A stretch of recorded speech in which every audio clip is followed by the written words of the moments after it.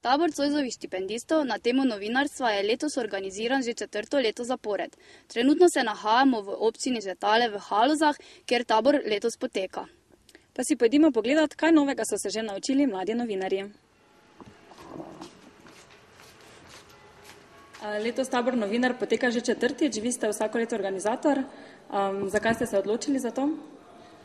Ker mislimo, da je to ena dobra kombinacija nekaterih strokovnih zadev, kot je etnologija, zgodovina, turizem ali bilo katero drugo področje, ki ga je treba v kraju obdelati, z novinarstvom, kaj te prispevki, ki jih reportaže in druge zadeve, ki jih pripravijo mladi, so lahko tudi koristno gradivo za uporabo v promocijske namene ali pa tudi katere druge razvojne projekte določenega kraja.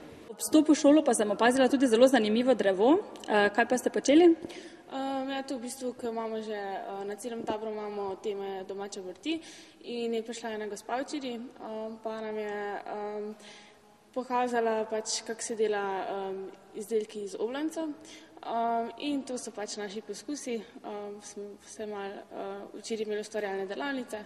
Drugače pa imamo poleg izdelkov iz oblancev smo se večinoma ukvarjali s petarstvom, posneli smo dokumentarni film, pa še tudi radijska skupina bo dokumentirala. No, Primož, kaj pa ti počneš tukaj? Jaz sem vključen v internetno skupino, objavljam naše izdelke, kot so rečemo fotoreportaže, fotogalerije, aktualne stvari in tudi kakšne smešne prigode.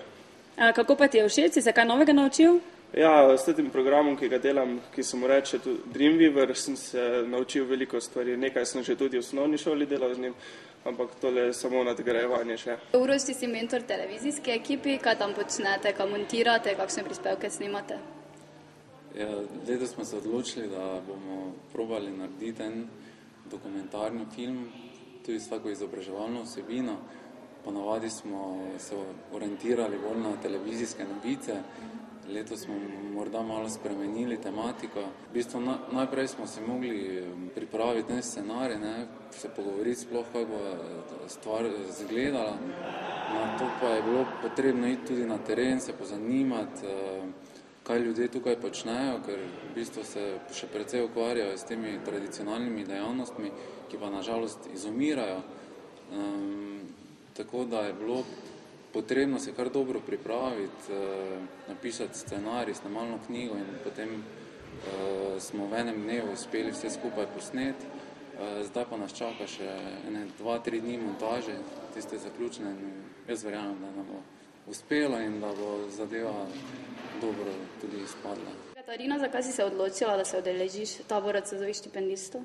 Ja, meni so ga v bistvu priporočili prijatelji, ki so bili že lani in so se imeli super in so nas povabili zraven, da tega letos res ne smemo zamuditi. In ti sodeluješ v televizijski ekipi? Ja, v televizijski. In kaj tam počnete? Montiramo posnetke, ki smo jih posneli, urejamo zvočno plat pa sliko, poskušamo čim boljš ven dobiti.